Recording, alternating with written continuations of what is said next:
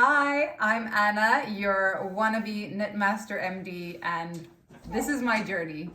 I figured we'd start from the very beginning. So 2 years ago, I was pregnant with this little guy, and I had hyperemesis syndrome, which means I was basically intensely nauseous and puking my guts out. So I was at home, I was on bed rest and couldn't move much. And I decided to pick up knitting again and crocheting and embroidering and anything that could keep my hands and my mind a bit busier. As you probably know, 2 years ago we were in the middle of the genocide by Israel in Gaza, and it was very heavy for a lot of us who have friends and family there, who care about human rights at all. And being very active in human rights issues, and as a medical doctor, trying to support both patients and colleagues in Gaza, it was a very, very difficult time, and it's not gotten easier, right?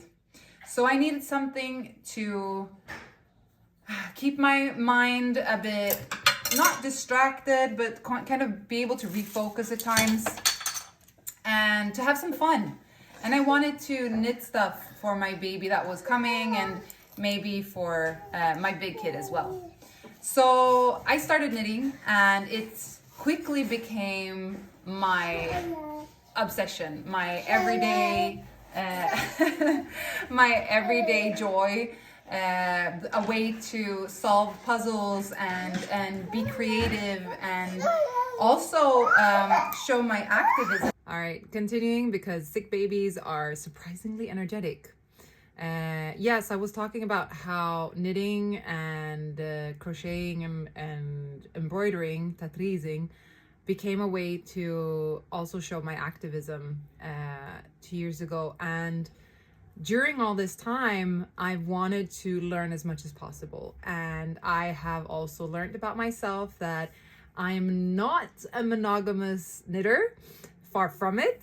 And what really brings me the most joy is learning new things, new techniques, trying new things, trying new color combos, new types of yarn, learning more about the materials.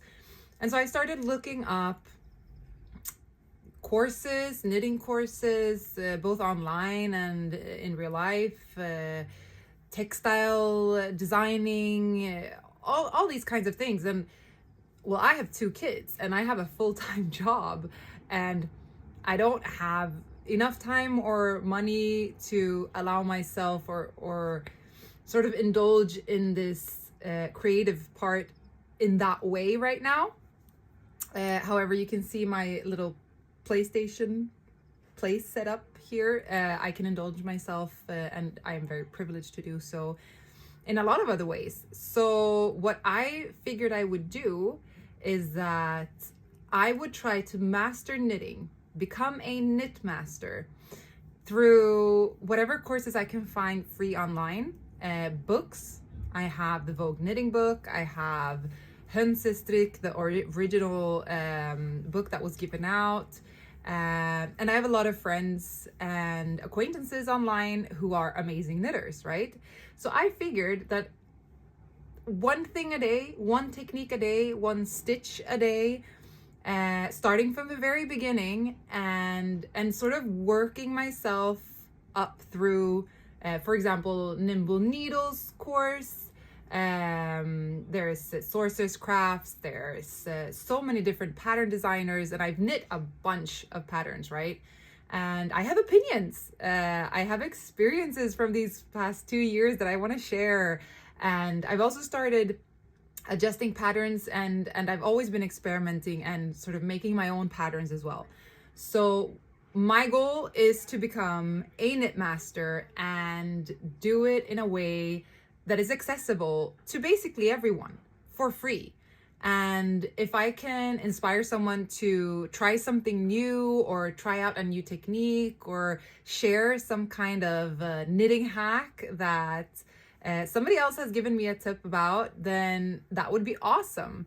And if my community of crafters and anti-fascist knitters and creative, awesome people, you know, globally can grow, that will truly make me very happy, because I believe that we need to live the change, right?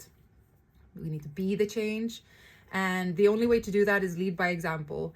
And I go to the demonstrations, I write articles, I've even tried to, you know, involve myself in politics. I've done everything I can think of, and I keep doing it.